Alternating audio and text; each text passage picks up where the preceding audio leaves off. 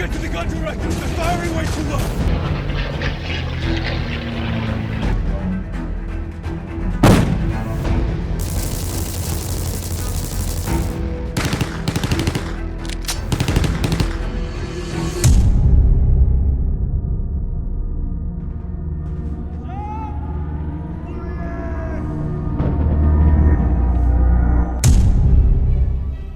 Le mot Midway est resté gravé dans la mémoire des Japonais de la même manière que Stalingrad pour les Allemands.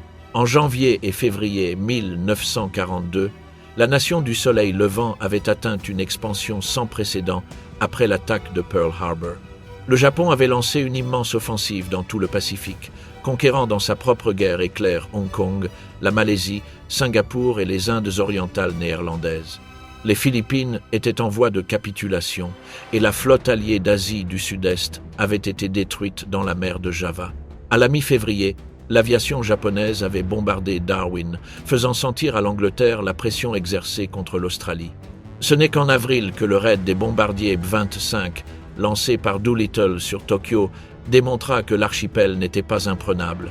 Ce petit revers n'effaçait pas les victoires, mais il confirma que les porte-avions américains étaient l'instrument offensif le plus important de l'ennemi. Le haut commandement naval japonais savait que la guerre ne pouvait pas se prolonger indéfiniment. L'écart industriel était connu. Le Japon s'était lancé dans la campagne expansionniste pour obtenir des ressources dont son ennemi disposait en abondance. Les États-Unis avaient approuvé en 1940 et 1940 et un des programmes massifs de construction navale. Leur capacité de production dépassait très largement celle du Japon en acier, carburant et tonnage. Le haut commandement japonais comprenait que la seule possibilité réelle consistait à détruire les principaux porte-avions américains avant que de nouveaux navires n'entrent en service et avant que l'industrie nord-américaine n'atteigne son plein rendement. Le plan de l'amiral Isoroku Yamamoto était clair. Attaquer l'archipel de Midway pour obliger les porte-avions américains à sortir et les détruire au combat. L'île, située à environ 2100 km d'Hawaï, élargissait le périmètre défensif japonais, mais sa valeur réelle était de servir d'appât.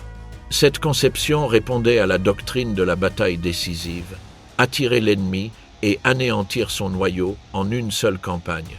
Le raid de Doolittle en avril confirma que les porte-avions américains constituaient la menace centrale. Il fallait les détruire au plus vite, et Midway serait cet endroit. Le Japon disposait de 6 porte-avions pour la bataille, dont 4 furent envoyés vers Midway. Les États-Unis en avaient 3 dans le Pacifique, l'USS Enterprise, l'USS Hornet et l'USS Yorktown. Si ces 3-là étaient coulés, l'équilibre aéronaval serait rompu pendant des mois, jusqu'à l'arrivée de nouveaux navires construits tardivement à San Francisco et Norfolk.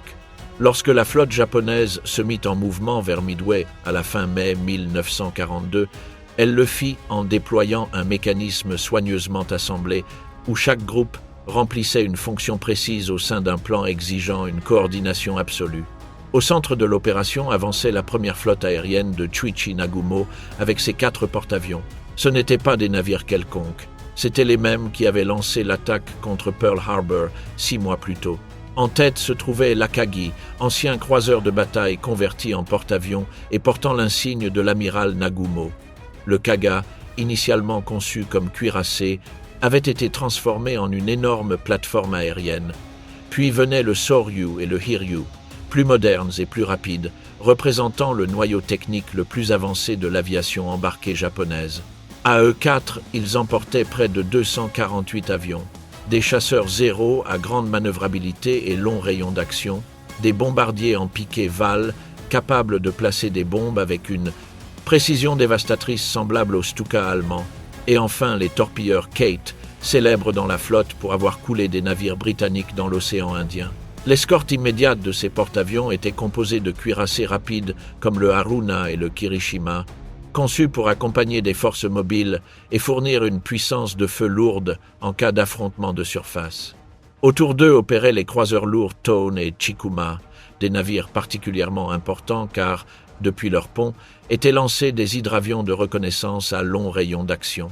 De ces appareils dépendait la détection, à l'avance, de tout mouvement américain dans l'océan ouvert.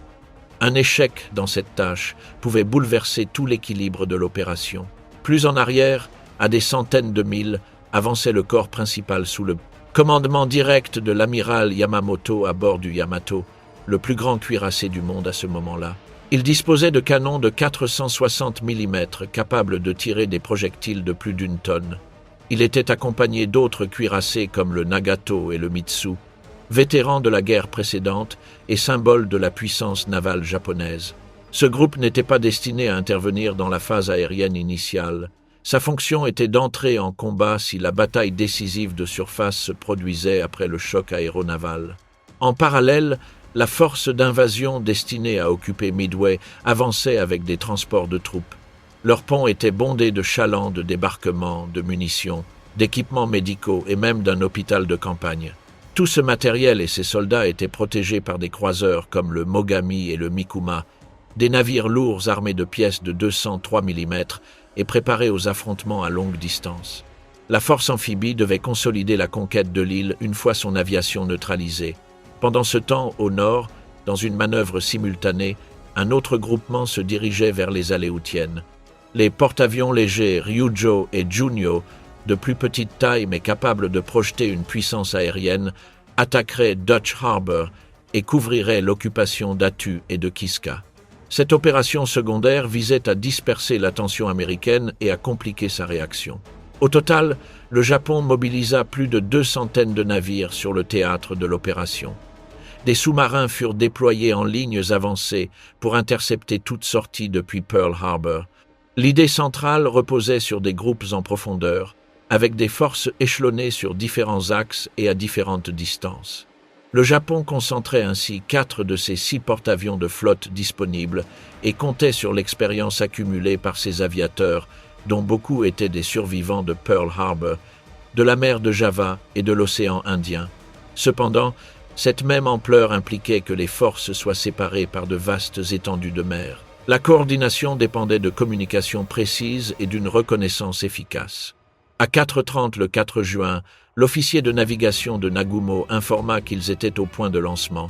Aussitôt, les ordres retentirent par les mégaphones et le mouvement commença sur le pont pour lancer les opérations. Sous une lumière atténuée, les équipes de vol de l'Akagi, du Kaga, du Soryu et du Hiryu déplacèrent les aéronefs des hangars vers les ponts d'envol, les faisant monter par ascenseur et démarrant les moteurs au fur et à mesure qu'ils se mettaient en place pour le déploiement. À 4h45, sous le regard attentif de Nagumo qui restait dans la tour de contrôle, le premier appareil décolla avec le vent arrière. Bientôt, la première vague était dans les airs. 108 avions composés de 36 bombardiers en piqué Aichi de Toison, 36 torpilleurs Nakajima Bessin 1-2, armés de bombes de 800 kg pour des objectifs terrestres, et 36 chasseurs Mitsubishi A6M2-0 en escorte faisaient trembler les cieux. Le commandant de la formation était le lieutenant Joachi Tomonaga, vétéran de l'attaque de Pearl Harbor. L'objectif était de neutraliser les pistes, dépôts de carburant et batteries antiaériennes de Midway, ouvrant la voie à la force d'invasion qui avançait plus loin derrière. Pendant que cette vague s'éloignait vers le sud-est, Nagumo maintint en réserve la deuxième vague, composée d'environ 93 appareils qui, au départ, étaient armés de torpilles pour une éventuelle attaque contre des navires ennemis. Cette réserve constituait l'élément décisif du plan. Si les porte-avions américains apparaissaient, ils devaient être attaqués immédiatement avec des torpilles et des bombes perforantes. La reconnaissance se mit en route au même moment. Les hydravions rugirent depuis la catapulte des croiseurs lourds Tone et Chikuma, partant explorer de vastes secteurs vers l'est et le nord-est. Cependant, l'un des appareils du Tone, chargé du secteur le plus critique, subit un retard d'environ 30 minutes en raison de difficultés techniques lors du lancement, ce qui perturba le calendrier prévu. À 6h20, la première vague japonaise atteignit Midway. Les défenses américaines répondirent avec intensité.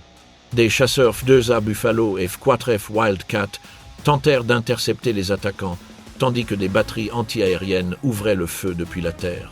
Les VAL se lancèrent en piqué comme s'ils défilaient au milieu de l'artillerie, parvenant à incendier des dépôts et à endommager des installations, mais ils ne neutralisèrent pas complètement la capacité opérationnelle de l'île. Tomonaga était furieux. Il ordonna à son messager d'envoyer un message vers 7h15 indiquant qu'une seconde attaque était nécessaire pour détruire les objectifs restants. Sur l'Akagi, Nagumo et son état-major évaluèrent le rapport tandis que les drapeaux sur la carte des opérations étaient déplacés par les aides. Jusqu'alors, il n'y avait pas de nouvelles concluantes sur la présence de porte-avions américains. En conséquence, vers 7h15, il fut ordonné de réarmer la seconde vague avec des bombes d'emploi terrestre, capables de détruire la piste et de faire sauter les toits de béton afin d'exécuter une nouvelle attaque contre Midway. Aussitôt, une machine de centaines d'hommes se mit à retirer les torpilles des avions dans les hangars et à les remplacer par des bombes hautement explosives. Le processus était complexe et exigeait une manipulation soigneuse de l'armement. Des mains gantées s'activaient, indiquant de monter et descendre les chaînes, d'ancrer les fusées et de retirer les chariots de charge au milieu de ces espaces fermés d'acier où l'on respirait l'adrénaline. À 7h28, un messager agité arriva au centre des opérations de Nagumo. Nerveux, il annonça qu'il s'agissait du message de l'hydravion du Tone, retardé. 10 navires ennemis, grande vitesse vers l'est. Le rapport ne précisait pas la présence de porte-avions. Nagumo prit une grande inspiration et consulta ses hommes. Contraint d'attendre une confirmation, il ordonna qu'il y retourne et obtienne un nouveau rapport. À 7h45, le même hydravion indiqua que, parmi les navires aperçus, il y avait au moins l'un d'entre eux. À cet instant, la situation stratégique changea complètement. D'un cri chargé d'énergie, Nagumo ordonna d'arrêter le changement. Le moment était venu d'utiliser les torpilles et les bombes perforantes. Le personnel dans les hangars devait inverser le processus entamé quelques minutes plus tôt. Les ponts étaient en train d'être préparés pour recevoir la première vague qui revenait de Midway. De nombreux appareils avaient déjà consommé une grande partie de leur carburant et avaient besoin d'un ravitaillement immédiat. La combinaison d'avions atterrissant, d'autres en cours de réarmement et d'armement déplacés à l'intérieur des hangars, créa une situation d'activité intense. C'était l'erreur qui changerait le cours de la bataille. Mitsuo Fuchida, un pilote expérimenté qui devait diriger la seconde vague, était blessé et ne participa donc pas au vol. Après la bataille, il écrivit que le commandement considérait la situation comme maîtrisable et que le contact avec l'ennemi ne modifiait pas la conviction que le coup principal pouvait être exécuté avec succès. Cependant, le retard de la reconnaissance et la nécessité de réorganiser la seconde vague signifiaient que la force japonaise perdit l'initiative temporelle. À 8h30, les essaims d'avions revenant de Midway tournaient en cercle en attendant leur tour. Toute la procédure exigeait de dégager le pont pour permettre les appontages, de transférer les appareils vers les hangars inférieurs, de les ravitailler et de les préparer à nouveau. C'était du temps que Nagumo ne pouvait pas se permettre de perdre, tandis que chaque porte-avions manœuvrait pour se mettre face au vent. À ce moment-là, la première flotte aérienne se trouvait dans une phase de transition critique. Elle avait porté son coup initial, reçu un rapport incomplet de contact ennemi, commencé un changement d'armement puis l'avait inversé. La bataille décisive planifiée depuis des semaines commençait à se développer dans des conditions moins contrôlées que prévues. L'approche avait été silencieuse et ordonnée. La phase suivante dépendrait de la rapidité avec laquelle le Japon pourrait réorganiser sa puissance aérienne face à un ennemi dont la présence était désormais un fait confirmé. Peu après 9, le 4 juin, les alarmes retentirent et les batteries anti-aériennes reçurent l'ordre de rejoindre leur poste de combat. Le radar à bord de l'Akagi avait détecté une grande tache sur son écran à rayons cathodiques. C'était en effet la première formation américaine qui se lançait à l'attaque. C'était l'escadrille V-8 du porte-avions Hornet. Au total, 15 torpilleurs Douglas TBD Devastator sous le commandement du lieutenant-commandant John C. Waldron arrivait sans escorte de chasse, volant à basse altitude. Les Devastators en formation serrée paraissaient lents. Avec une vitesse maximale d'à peine 330 km, ils emportaient des torpilles Mark XIII, dont la fiabilité était limitée. Les officiers sur la passerelle n'en croyaient presque pas leurs yeux. L'attaque semblait tactiquement maladroite, comme des canards en ligne droite et à très faible hauteur. Les chasseurs Mitsubishi Zero, assurant la patrouille aérienne de combat, descendirent comme des essaims d'abeilles pour les intercepter. Plus rapides et plus manœuvrables, ils attaquèrent avec un avantage clair, lâchant de longues rafales, déclenchant des incendies et provoquant des impacts dans des nuages blancs d'écume contre l'eau. En quelques minutes, les 15 Devastators du V-8 furent abattus. Un seul membre d'équipage, l'enseigne George Gay, survécut à l'amérissage. Depuis les ponts japonais, le combat confirma la supériorité aérienne immédiate. Le feu anti-aérien des cuirassés et des destroyers compléta la défense. La perception opérationnelle du commandement japonais était que la menace avait été contenue avec efficacité. Mais au milieu des célébrations, apparut l'escadrille VT-6 de l'Enterprise, sous le commandement du lieutenant-commandant Eugene Lindsey, avec 14 autres dévastateurs. Ils arrivèrent eux aussi à basse altitude, sans coordination avec les bombardiers en piqué et avec une protection insuffisante. Ils furent interceptés de la même manière, les Zéros abattant chacun d'eux tandis que leurs pilotes savouraient la victoire.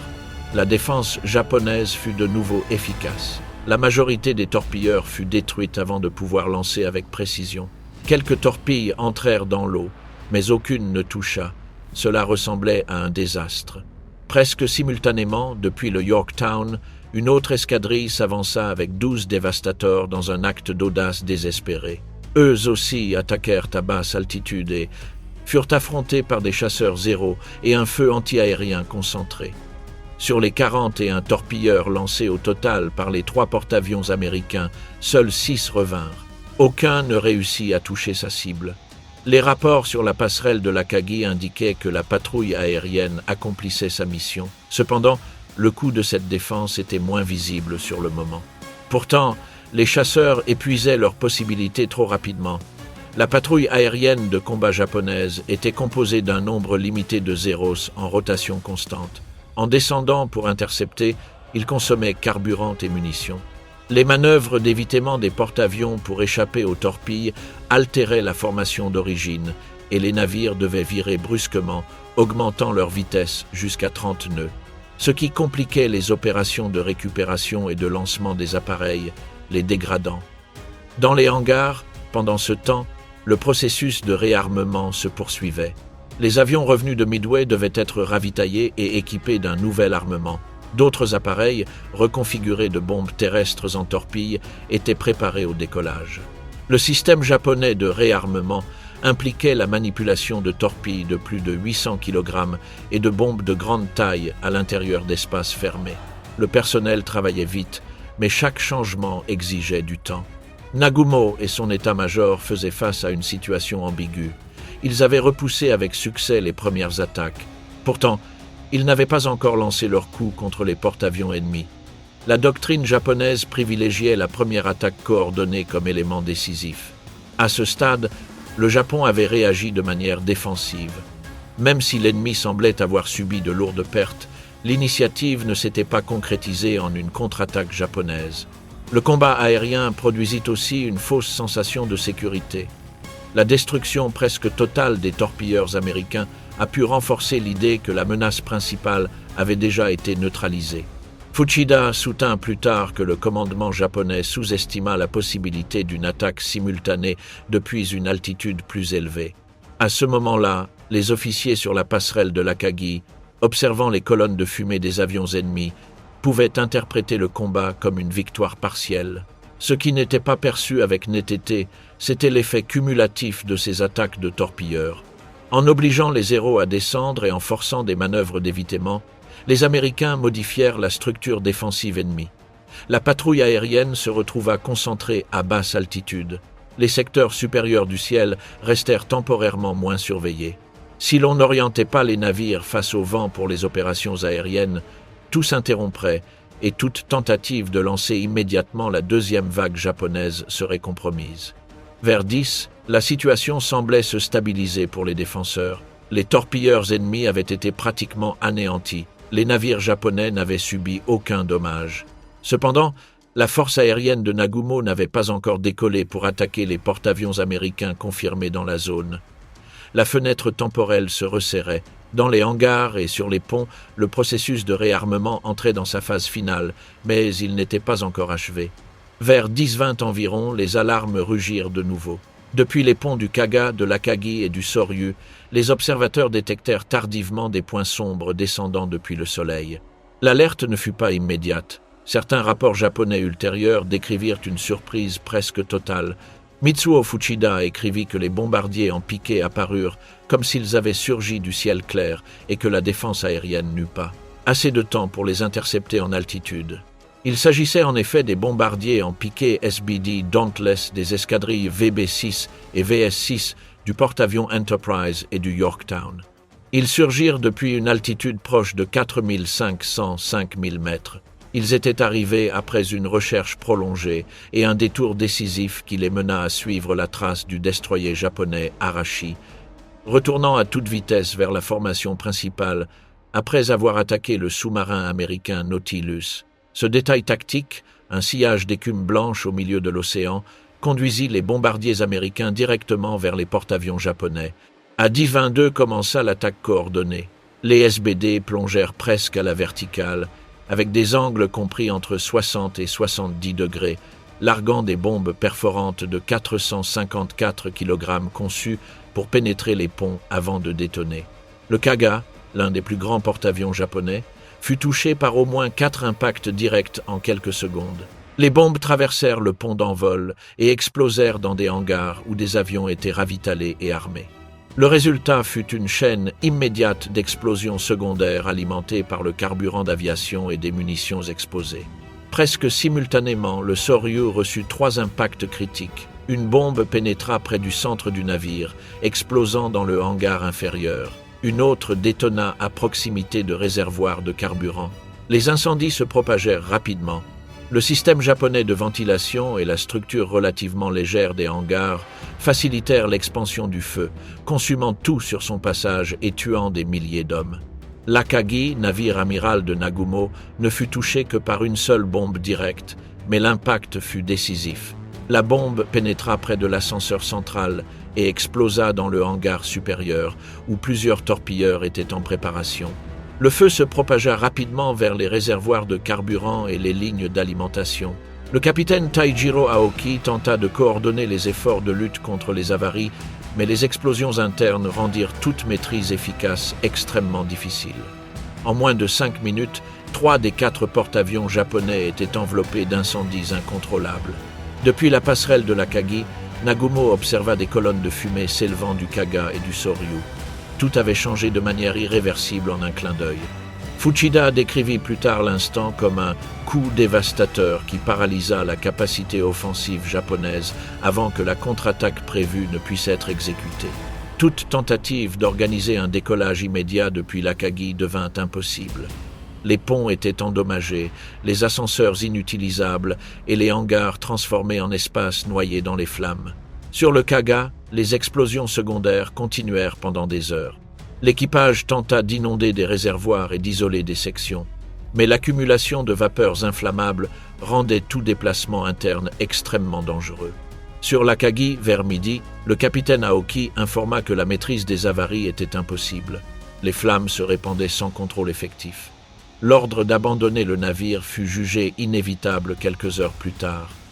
Le Kaga et le Soryu se trouvaient dans des conditions similaires. Les équipages furent évacués progressivement vers des destroyers proches. La phase décisive de la bataille avait duré moins de 10 minutes. Dans ce bref intervalle, la supériorité aéronavale japonaise dans le Pacifique central fut compromise de manière irréversible. L'initiative stratégique que le Japon avait tenté d'imposer à Midway se renversa avec une rapidité qui surprit même les officiers japonais. Le déploiement minutieusement planifié avait été désarticulé par une combinaison de retards de reconnaissance, de concentration de la défense à basse altitude et de vulnérabilité interne pendant le réarmement. La fumée des 3 porte-avions en feu marqua la fin de l'offensive japonaise telle qu'elle avait été conçue. La bataille, toutefois, n'était pas terminée, car le Hiryu restait opérationnel. Le Hiryu, sous le commandement du contre-amiral Tamon Yamaguchi et du capitaine Tomeo Kaku, naviguait légèrement séparé au nord de la formation principale lorsque les bombardiers américains plongèrent sur l'Akagi, le Kaga et le Soryu. Cette séparation, résultant de manœuvres précédentes, le laissa en dehors de l'axe immédiat de l'attaque. Depuis sa passerelle, on voyait 3 énormes colonnes de fumée s'élever à l'horizon. L'ampleur du désastre était évidente. En quelques minutes, la première flotte aérienne avait été réduite à un seul pont opérationnel. Yamaguchi réagit rapidement. Vers 10h54 environ, il ordonna de préparer une contre-offensive immédiate. Le groupe aérien du Hiryu comprenait des chasseurs Zéro, des bombardiers en piqué de 3 ans et des torpilleurs B-52. Beaucoup de ces appareils n'avaient pas encore été engagés au combat ce matin-là. L'objectif était désormais de localiser et d'attaquer le porte-avions américain responsable du coup. À 11 commença le lancement de la première vague depuis le Hiryu. 18 bombardiers en piqué Aichi de 3 Zaun, escortés par 6 chasseurs Zero, décollèrent sous le commandement du lieutenant Michio Kobayashi. Le cap fut fixé vers le dernier rapport de contact ennemi. La mer était couverte de formations dispersées de nuages bas et moyens, ce qui rendait l'identification visuelle difficile, mais offrait aussi un certain écran. À 12h20, les bombardiers japonais repérèrent le porte-avions Yorktown. Du point de vue japonais, on croyait que les Américains ne disposaient que de 2 porte-avions dans la zone. Le Yorktown, endommagé des semaines plus tôt lors de la mer de Corail, avait été réparé en seulement 72 heures à Pearl Harbor et était de nouveau en action, ce que le commandement japonais ignorait. Les 2 toisons entamèrent leur piqué presque vertical depuis des altitudes supérieures à 3,000 mètres. Le Yorktown manœuvra à vitesse maximale en traçant de grands angles sur l'eau. Sans avertissement, il fut touché par au moins 3 bombes qui pénétrèrent son pont d'envol et explosèrent dans les niveaux inférieurs. Les détonations arrachèrent des planches, ouvrirent des cloisons et éclatèrent avec une violence telle que le navire perdit momentanément sa propulsion et commença à prendre de la gîte. Depuis le Hiryu, la nouvelle de l'impact fut reçue comme le signe que la bataille pouvait encore être renversée. Yamaguchi ordonna de préparer une seconde vague, cette fois composée principalement de torpilleurs B-52 armés de torpilles type 91. Vers 13h30 environ, 10 torpilleurs escortés par 6 chasseurs Zero décollèrent. Le commandement japonais espérait que le Yorktown, déjà endommagé, serait une cible vulnérable. Vers 14h30, la seconde vague japonaise apparut au-dessus du Yorktown. Les torpilleurs Nakajima, Kate, descendirent en rasant presque la mer, se séparant pour obliger le navire à diviser sa manœuvre. Le Yorktown vira violemment tandis que ses canons anti-aériens ouvraient un feu continu. Plusieurs appareils japonais furent touchés, mais certains réussirent à maintenir leur cap jusqu'à la distance de lancement. Les torpilles type 91 entrèrent dans l'eau avec précision. 2 d'entre elles frappèrent presque immédiatement le flanc bâbord. Les explosions soulevèrent d'énormes colonnes d'eau et secouèrent la structure interne du navire déjà malmené. Des compartiments commencèrent à se remplir rapidement et la gîte devint visible en quelques minutes. La propulsion tomba à nouveau en panne et l'inclinaison augmenta progressivement. Face à l'impossibilité de le stabiliser, l'ordre d'abandonner le navire fut donné. Depuis les airs, les Japonais virent le grand porte-avions immobilisé et incliné, enveloppé de fumée. Pour le commandement du Hiryu, l'ennemi semblait enfin hors de combat.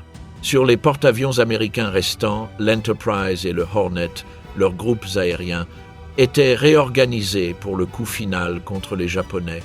En milieu d'après-midi, des avions de reconnaissance localisèrent le dernier porte-avions japonais et, à 16h30, des bombardiers en piqué SBD Dauntless commencèrent leur approche pour l'attaque. À 10 à 7-3, alors que le Hiryu tentait encore de réorganiser son pont après le retour de ses avions, les SBD Dauntless américains apparurent depuis une grande altitude. Ils plongèrent presque à la verticale, le soleil dans le dos. La surprise fut moindre cette fois, mais la marge de réaction était réduite. La patrouille aérienne japonaise n'était pas en position optimale et la défense anti-aérienne commença à tirer tard, avec des angles limités. En quelques minutes, au moins 4 bombes de 454 kg perforèrent le pont du porte-avions. L'une frappa près de l'ascenseur avant et pénétra jusqu'au hangar inférieur avant d'exploser. Une autre éclata dans le hangar central, où plusieurs torpilleurs et bombardiers étaient en cours de ravitaillement et de réarmement. Les explosions arrachèrent des plaques d'acier, projetèrent des fragments incandescents et déclenchèrent des incendies immédiats alimentés par le carburant d'aviation et des munitions exposées. Les flammes progressèrent rapidement par les conduits de ventilation et les espaces ouverts des hangars, reproduisant le schéma destructeur qui, quelques heures plus tôt, avait consumé l'Akagi, le Kaga et le Soryu. Le capitaine Kaku tenta d'organiser la lutte contre les avaries, mais les explosions secondaires rendirent évidente la gravité de la situation. Vers 10 à 8 environ, le Hiryu était enveloppé de flammes incontrôlables. Le contre-amiral Yamaguchi refusa d'abandonner le navire. Selon des témoignages ultérieurs, il insista pour rester à bord avec son porte étendard jusqu'à la fin. L'ordre d'abandonner le bâtiment fut exécuté par une grande partie de l'équipage, transféré vers des destroyers d'escorte. Dans la nuit du 5 juin, le Hiryu fut finalement coulé par des torpilles japonaises afin d'éviter sa capture. Au quartier général de Yamamoto, à bord du Yamato, la situation fut reçue avec une gravité croissante. Le plan initial prévoyait un affrontement décisif après la destruction initiale des porte-avions américains. À la place, la première flotte aérienne avait été pratiquement anéantie en moins d'une journée. La possibilité de poursuivre l'opération offensive s'évanouissait. La doctrine japonaise avait dépendu du premier coup coordonné. Désormais, la flotte ne disposait plus de l'instrument principal pour l'exécuter. La phase décisive de la bataille s'acheva à la tombée de la nuit du 4 juin. Le Japon avait perdu 4 porte-avions de flotte ainsi qu'une grande partie de ses aviateurs les plus expérimentés. La contre-offensive du Hiryu avait démontré une capacité tactique, mais elle ne suffit pas à inverser le déséquilibre créé dans les minutes critiques du matin. L'offensive japonaise à Midway, conçue comme le point culminant de l'expansion impériale, avait été désarticulée en moins de 12 heures. À l'aube du 5 juin, à bord du cuirassé Yamato, l'amiral Isoroku Yamamoto reçut des rapports consolidés sur la situation. La perte de la première flotte aérienne était un fait. Sans couverture aérienne suffisante, la possibilité de forcer une bataille de surface contre les porte-avions américains devenait extrêmement risquée. Cependant, pendant plusieurs heures, Yamamoto envisagea de poursuivre l'opération. La doctrine japonaise prévoyait encore la possibilité d'un affrontement nocturne avec des cuirassés et des croiseurs lourds, en s'appuyant sur la supériorité en combat de nuit que la marine impériale avait cultivée pendant des années. Pourtant, tout indiquait que le Japon se trouvait avec les probabilités contre lui. La flotte japonaise était largement dispersée. Le Yamato, le Nagato et le Mitsu se trouvaient à des centaines de milles derrière le groupe de Nagumo. Les croiseurs lourds de la force d'invasion naviguaient plus au sud, et il n'existait pas la coordination nécessaire pour se regrouper et lancer une attaque nocturne. De plus, des sous-marins américains opéraient déjà dans la zone. Le risque d'avancer sans couverture aérienne était évident. Finalement, au matin du 5 juin, épuisé et abattu, Yamamoto ordonna la retraite générale de la flotte d'une voix qui remplit ses hommes d'inquiétude. L'opération d'occupation de Midway fut annulée. La priorité devint la préservation du reste de la flotte. Sur le plan stratégique, la bataille était terminée. Pendant la retraite, un incident supplémentaire se produisit, aggravant les pertes comme un mauvais présage. Les croiseurs lourds, Mogami et Mikuma, appartenant à la force de bombardement, entrèrent en collision en manœuvrant pour éviter un supposé sous-marin durant la nuit. Le choc endommagea sévèrement l'étrave du Mogami et compromit la structure du Mikuma. Tous deux durent réduire leur vitesse, se retrouvant exposés aux attaques aériennes. Les 6 et 7 juin, des avions américains localisèrent les croiseurs endommagés. Des bombardiers en piqué de l'Enterprise et du Hornet attaquèrent à plusieurs reprises. Le Mikuma fut touché par de multiples bombes qui firent exploser des torpilles stockées sur le pont, provoquant d'énormes déflagrations. Le navire coula le 7 juin. Le Mogami, bien que gravement endommagé, réussit à se replier. Pendant ce temps, le porte-avions américain Yorktown, torpillé par les avions du Hiryu, resta à flot le 5 juin grâce à des efforts intensifs de lutte contre les avaries. Cependant, le sous-marin japonais I-168 pénétra l'écran de destroyer et lança des torpilles le 6 juin. 2 frappèrent le destroyer Haman, qui coula rapidement, et au moins une frappa de nouveau le Yorktown. Le porte-avions coula finalement le 7 juin. Du point de vue japonais, cette action n'offrait qu'un réconfort limité, un porte-avions ennemi confirmé comme perte. Les chiffres finaux reflétaient l'ampleur du revers japonais. 4 porte-avions de flotte coulés, plus de 250 avions détruits et environ 3000 morts, parmi lesquels de nombreux pilotes vétérans dont l'expérience ne pouvait pas être remplacée rapidement. Les États-Unis perdirent le Yorktown, le destroyer Haman et près de 150 avions. L'asymétrie des pertes en aviateurs entraînés fut particulièrement significative.